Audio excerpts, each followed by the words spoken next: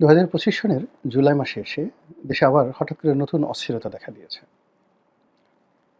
সাধারণত আমাদের দেশে যা হয় সেটি হলো কোনো একটা সরকারের যে উন্নয়ন সেটার একটা ক্রম উন্নতি থাকে অথবা অবনতি থাকে।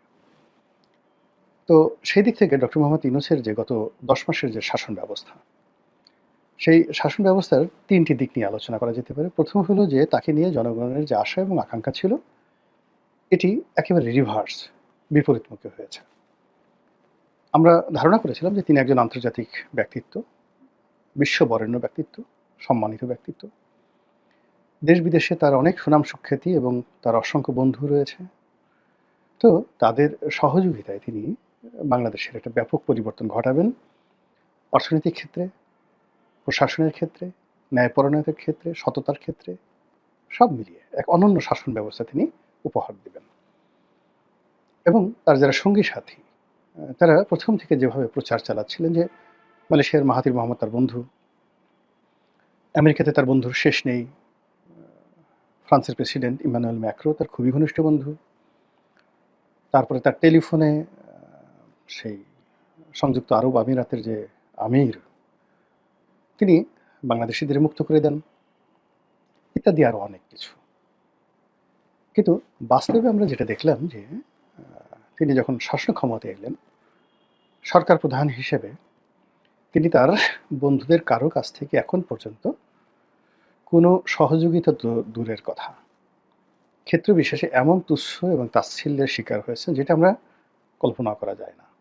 খুব গুরুত্বপূর্ণ একটা বৈঠক ছিল ফ্রান্সে, এবং আপনারা জানেন যে তিনি ফ্রান্সে যে অলিম্পিক অনুষ্ঠিত হচ্ছিল সেই অনুষ্ঠানে আয়োজক কমিটির তিনি গুরুত্বপূর্ণ ব্যক্তি ছিলেন এবং প্রেসিডেন্ট ইমানুয়েল ম্যাক্রোর সঙ্গে তিনি জয়েন্টলি কাজটি করছিলেন, এবং সেই ফ্রান্স থেকে এসে তিনি রাষ্ট্র ক্ষমতায় বসলেন। তো সেই ফ্রান্সে যখন বাংলাদেশে একটা অনুষ্ঠান যোগ দেওয়ার কথা হলো এবং সেখানে সরকার প্রধানরা যাবেন, ডক্টর ইউনূসও যাবেন, আর তার বন্ধু ইমানুয়েল ম্যাক্রোর সঙ্গে তার দেখা হবে।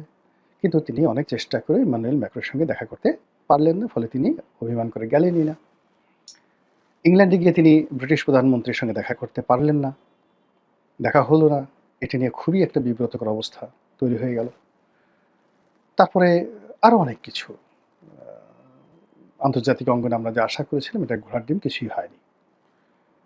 দেশের মধ্যে ধারণা করা হয়েছিল যে তিনি লোভ লালসার ঊর্ধ্বে, কিন্তু বিশ্ববিদ্যালয়ে নেওয়া, গ্রামীণ ব্যাংকের যে সরকারি শেয়ার কমিয়ে নিজের শেয়ার বাড়িয়ে দেওয়া, এরকম নানা রকম কর্মকাণ্ডের কারণে তার সম্পর্কে জনগণের যে আস্থা বিশ্বাস এটা ধীরে ধীরে নামতে শুরু করেছে। এরপর তার যে বয়স আমরা ধারণা করেছিলাম যে না, অ্যাটলিস্ট সে আসলে ওই সময়টাতে একটা যুবকের মতো কাজ করবেন, এটা হয় না। তিনি তার সাথে যারা তরুণ রয়েছেন সেই তরুণরা তাকে সহযোগিতা করবেন এবং তিনি তরুণদের সহযোগিতা নিয়ে রাষ্ট্র সুন্দরভাবে পরিচালনা করবেন। কিন্তু একই মানে শেখ হাসিনার যে সকল তরুণ মন্ত্রী ছিলেন তারা যে সকল মানে ব্যর্থতা, অনিয়ম করেছেন, দেখা গেল যে ডক্টর মোহাম্মদ ইউনূসের তরুণ সঙ্গী সাথীরা তারা তো বটেই, তাদের যে চাকর-বাকর যারা আছে, সে চাকর-বাকরদের পেছনে শত শত কোটি টাকার অনিয়ম মাত্র ১ মাসের মাথায়, ২ মাসের মাথায়। সারা দেশ একটা সিসি রব পড়ে গেছে। তো এই গেল অ্যাডমিনিস্ট্রেটিভ ফেইলিয়ার, কোথাও কাজের কোনো সমন্বয় নেই। মিলিটারির সঙ্গে পুলিশের, পুলিশের সঙ্গে সচিবালয়ের, পুলিশ হেডকোয়ার্টারের সঙ্গে থানাগুলোর, এসপি অফিসগুলোর, মানে এখানে বিএনপির টানাটানি, জামাতের টানাটানি, এনসিপি টানাটানি। মানে আগে তো শুধু ছাত্রলীগ এখানে গুরুত্বপূর্ণ ভূমিকা পালন করত, কিন্তু এখন দেখা গেল যে বিএনপি, জামাত, এনসিপি তারা নিজেরা গুতুগুতি করছে এই বিষয়গুলো নিয়ে। আর এই সমস্ত দায়ভার পড়েছে ডক্টর মোহাম্মদ ইউনূস সরকারের উপর, ফলে পুরো তার সরকারের যে ইমেজ এটি ক্ষুণ্ণ হচ্ছে এবং আইন শৃঙ্খলা ক্রমশ অবনতির দিকে যাচ্ছে, ব্যবসা বাণিজ্য অবনতির দিকে যাচ্ছে।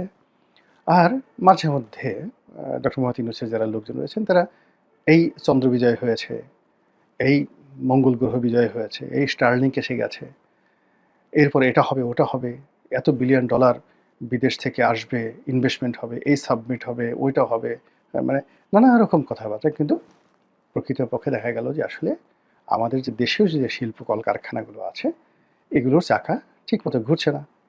কোথাও টাকা নেই, কোথাও গ্যাস নেই, কোথাও দুর্নীতি দমন কমিশনের যন্ত্রণা, কোথাও এনবিআর এর যন্ত্রণা, কোথাও কাস্টমসের যন্ত্রণা, সব মিলিয়ে পুরো শিল্প খাত, ব্যবসা বাণিজ্য হযবরল তছনছ হয়ে গেছে।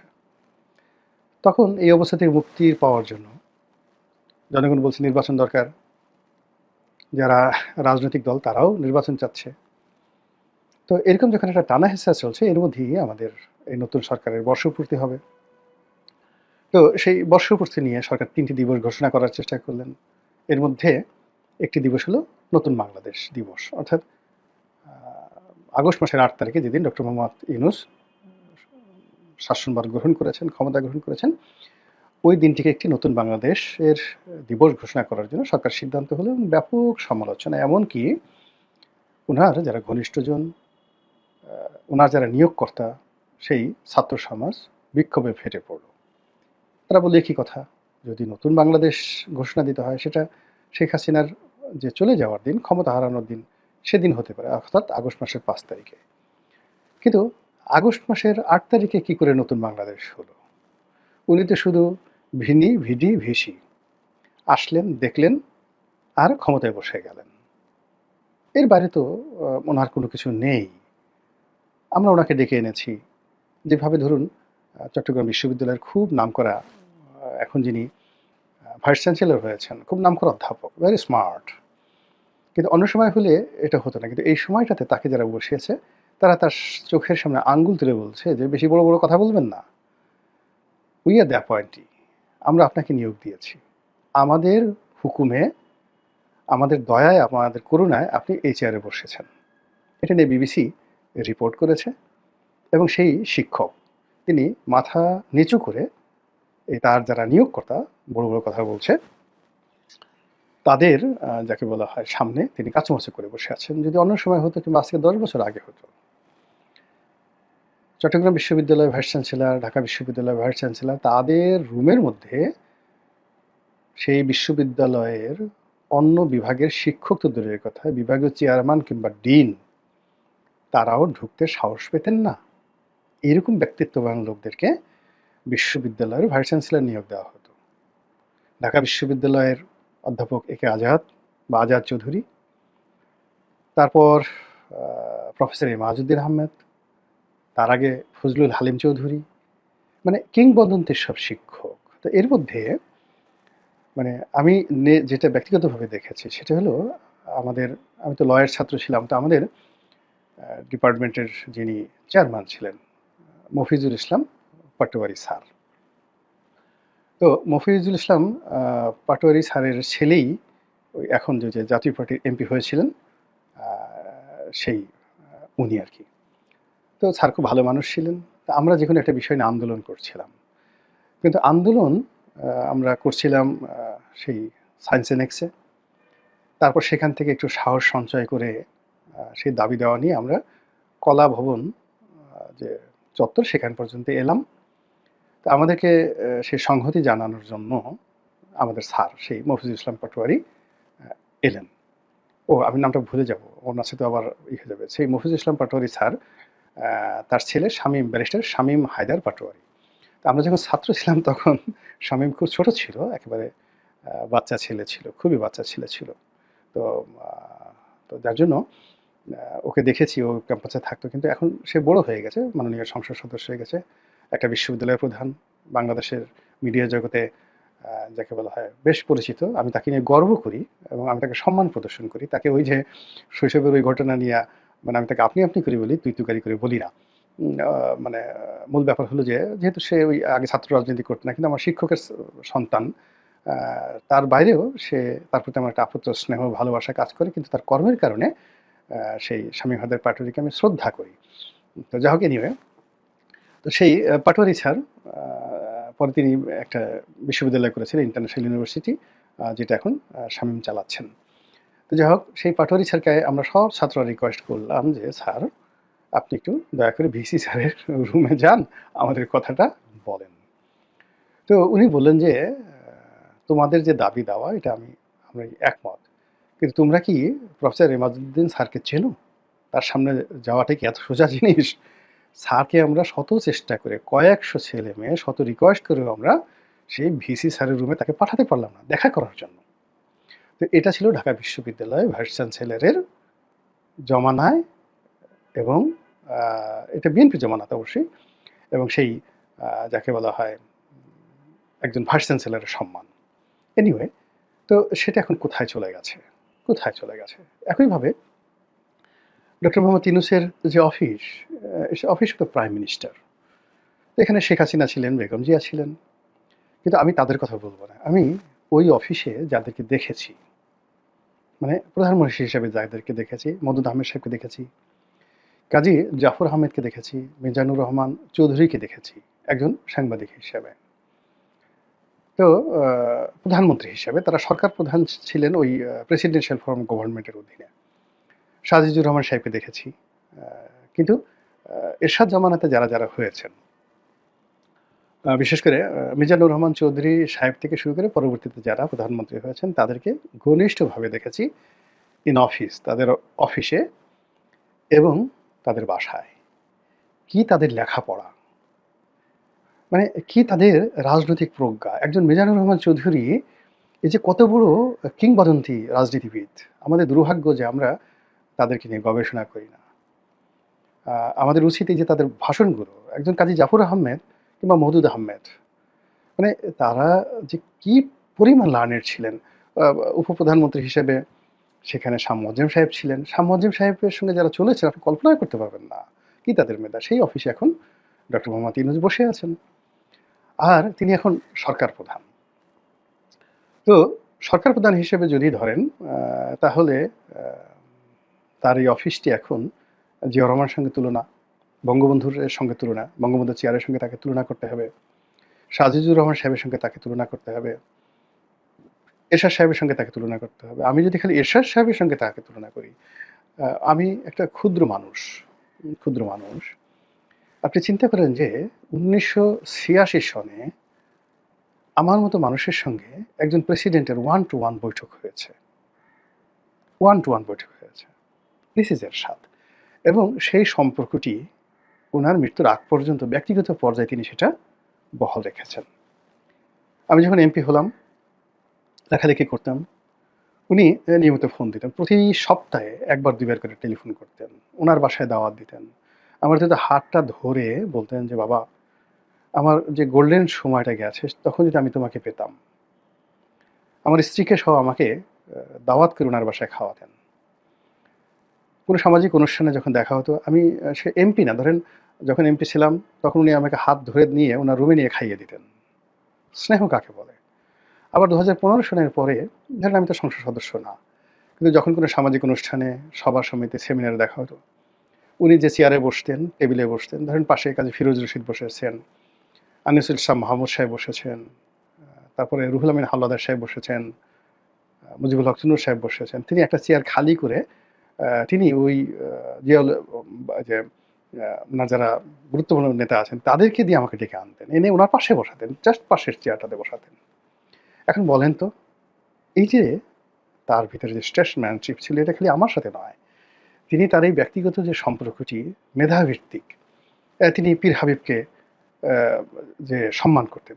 তিনি মতিউর রহমান চৌধুরী মানে যার বিরুদ্ধে তিনি হুলিয়া জারি করেছিলেন একটা লেখার জন্য, আ যে দুর্নীতিবাজদের উল্লাস নৃত্য। তো সেই মতিউর রহমান চৌধুরীর বাসায় এসে তিনি তার সঙ্গে বন্ধুত্ব করেছিলেন রাজনীতির প্রয়োজনে। এই ছিল আ যাকে বলা হয় হুসেইন মোহাম্মদ এরশাদের রাজনৈতিক প্রজ্ঞা। ঠিক সেই চেয়ারটিতে ডক্টর মোহাম্মদ ইউনূস বসে আছেন। কিন্তু উনি বসে যাওয়ার পরই মানে এই যে উনার যারা উত্তরসূরি ছিলেন, আ মানে উত্তরসূরি নয়, পূর্বসূরি যারা ছিলেন, তাদের যে ক্যারিকেচার, তাদের যে ক্যারিশমা, তাদের যে ব্যক্তিত্ব, সব জিনিসগুলো তিনি তো আরো সুন্দরভাবে অনুসরণ করবেন। বিকজ তিনি তো আন্তর্জাতিক মানের লোক। কিন্তু সেটা তিনি করেননি। তিনি বরং ওই যে তার প্রেস সচিব বলেছেন যে আসলে তিনি স্থানীয় পত্র-পত্রিকার সাথে সাক্ষাৎকার দিতে কমফোর্ট ফিল করেন না। ফলে মতিউর রহমান চৌধুরী, নুরুল কবির, গোলাম মোল্লা রনি, প্রথম আলোর মতিউর রহমান, মাহফুজ আনাম, মানে এইগুলোকে তার কাছে মনে হয়েছে এগুলো চিংড়ি মাছের ভর্তার মতো। তার চেয়ে বরং তার কাছে যদি সিএনএন এর যেকোনো একজন জুনিয়র সাংবাদিক আসেন, তিনি তাদেরকে মনে করতেন এরা ফেরেশতার মতো। এবং এগুলো করতে করতে তিনি যেখানে বসে যে কাজগুলো করছে সেই কাজের মধ্যে একটা বিরাট দূরত্ব তৈরি হয়ে গেছে। সেই দূরত্ব থেকে তার বন্ধন তৈরি হয়ে গেছে এবং তার ব্যর্থতা ক্রমশ বাড়ছে।